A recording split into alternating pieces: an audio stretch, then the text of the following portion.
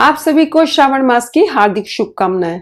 आप सभी के जीवन में माता पार्वती और भगवान शिव की कृपा सदैव बनी रहे, ऐसी मेरी शुभकामनाएं हैं। मैं डॉक्टर मनीषा शर्मा आप सबका हृदय से स्वागत करती हूं।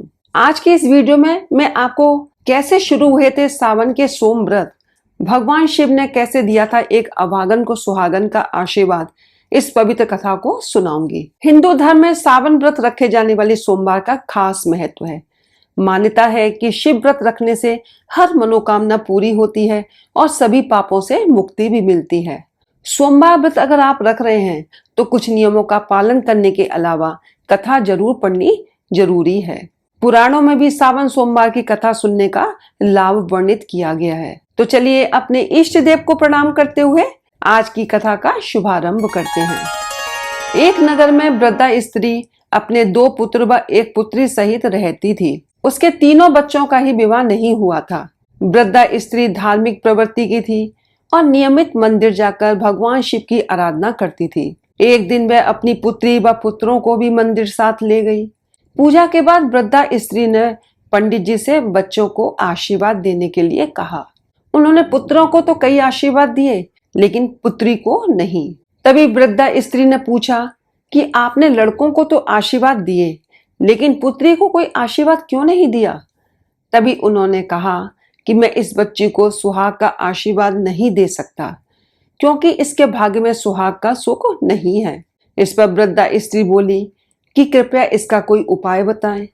तभी पंडित जी ने कहा कि एक उपाय है लेकिन अत्यंत कठिन है। यहाँ से 7 समुद्र पार रमणीक नगर में सोमपत्ती नाम की एक स्त्री रहती है। उसके 100 पुत्र हैं। ये बालिका जाकर अपनी सेवा से उस स्त्री को प्रसन्न करेगी तो वह प्रसन्न होकर सुख प्राप्ति का आशीर्वाद देगी। पंडित जी के कहे अनुसार पूरा परिवार गांव के लिए निकल पड़ा। उन्होंने 6 समुद्र तो किश्ती के सहारे आसानी से पार कर लिए लेकिन 7वें समुद्र में किश्ती नहीं थी। तभी वे भगवान शिव से प्रार्थना करने लगे। तभी पेड़ पर बैठे एक हंस ने कहा कि मैं आपको पत्तों की एक बेड़ी बनाकर देता हूँ, आप उस पर बैठकर समुद्र पार कर लेना। वृद्धा स्त्री परिवार सहित बेड़ी पर बैठकर 7वें समुद्र को भी पार कर गई। थोड़ी दूर चलने के बाद उसने सोमपत्ती व उसके पुत्र व बहुओं को देखा।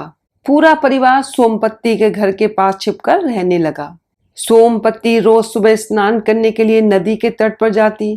तभी वृद्धा स्त्री की पुत्री उनके घर जाकर झाड़ू, चौका, बर्तन आदि साफ करके वापस आ जाती। महीनों तक ऐसा ही चलता रहा। सोमपत्ती सोचती थी कि रोज ऐसा कौन कर जाता है। तभी एक दिन उसकी आंख देर से खुली लेकिन वृद्धा स्त्री की लड़की समय पर आकर घर का सारा काम करने लगी। तभी सोमपत्ती ने पूछा, बेटी तुम कौन हो, यहाँ किस लिए आई हो, तुम्हें क्या चाहिए। सोमपत्ती के वचनों को सुनकर लड़की उसके चरणों में गिर गई। सोमपत्ती ने अर्ध निद्रा अवस्था में ही उसको दूधवती, पुत्रवती और सौभाग्यवती होने का आशीर्वाद दे दिया। मगर लड़की ने सिर उठाया और जब सोमपत्ती ने देखा कि उसके भाग्य में सुहाग का सुख नहीं था, तभी लड़की का पूरा परिवार आकर सोमपत्ती से प्रार्थना करने लगा, अब आप ही इसकी माँ हैं और इसको इसकी खुशियां दे सकती हैं। भक्तिन सोमपत्ती ने कहा, ठीक है, इस श्रावण मास में आने वाले सोमवार को भगवान शिव की पूजा व व्रत करने से इसकी सभी मनोकामनाएं पूर्ण होंगी। श्रावण मास के पहले दिन लड़का ढूंढना, दूसरे सोमवार सगाई करना, तीसरे सोमवार शाही चिट्ठी भेजना और चौथे सोमवार बारात मंगवाना। सोमपत्ती का आशीर्वाद प्राप्त कर पूरा परिवार गांव लौट आया और उनके कहे अनुसार ही किया। जैसे ही लड़की की बारात आई और लड़का लग्न मंडप में बैठा तो वह मृत्यु तुल्य अवस्था में पहुंच गया। बाराती व रिश्तेदारों में कोहराम मच गया। सभी रोने लगे और लड़की को उल्टा कहकर ताने देने लगे। लड़की मनी मन में भगवान शिव व माता पार्वती को याद करने लगी, हे भोलेनाथ, कृपया मेरे सुहाग को जिंदा कर दीजिए। वही लड़की का परिवार सोमपत्ती को याद करने लगा। उसी समय सोमपत्ती ने अपने बहु बेटों पर जल छिड़ककर उन्हें सुला दिया और पड़ोसन को कहा कि उनमें से कोई भी उठे नहीं, अगर ऐसा हुआ तो उसकी मृत्यु हो जाएगी। इतना कहकर सोमपत्ती वहां से चल पड़ी। सोमपत्ती ने अपने 100 पुत्रों व बहुओं की थोड़ी थोड़ी आयु जल के रूप में लड़की के सुहाग पर छिड़की और उसे जीवित कर दिया। इसके बाद शादी खुशी खुशी संपन्न हुई और लड़की परिवार व सोमपत्ती का आशीर्वाद लेकर विदा हो गई।